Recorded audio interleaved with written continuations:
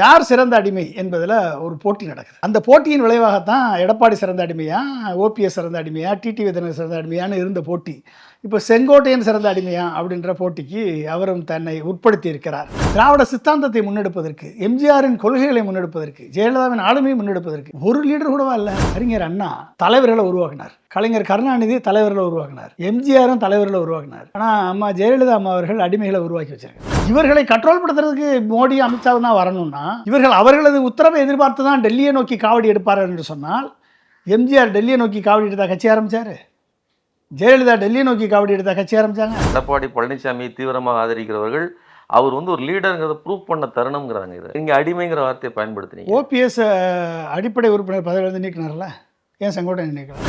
கூட இருக்கக்கூடிய அமைச்சர்கள் தோத்தான்னா ஜெயிச்சான்னா யாருக்கு என்ன பிரச்சனை? அவர்கள் திரும்பி அதிமுக பதவிக்கு வந்தான்னா வராட்டன்னா என்ற நிலைப்பாட்டில் எடப்பாடி இருக்கிறார் என்று அமித்ஷா கணித்து தான் இப்போ செங்கோட்டையனை இறக்கி விட்டார்.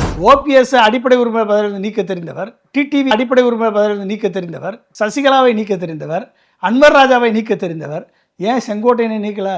நீக்கினா மொத்தமாக உள்ளே போயிருவீங்க எல்லா பேரும்.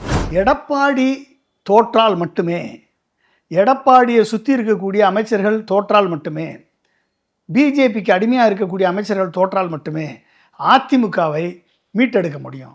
அப்படி மீட்டெடுக்கக்கூடிய வல்லமை பெற்ற சக்தி அதிமுகவில் இருக்கானா? இப்போ இல்லை.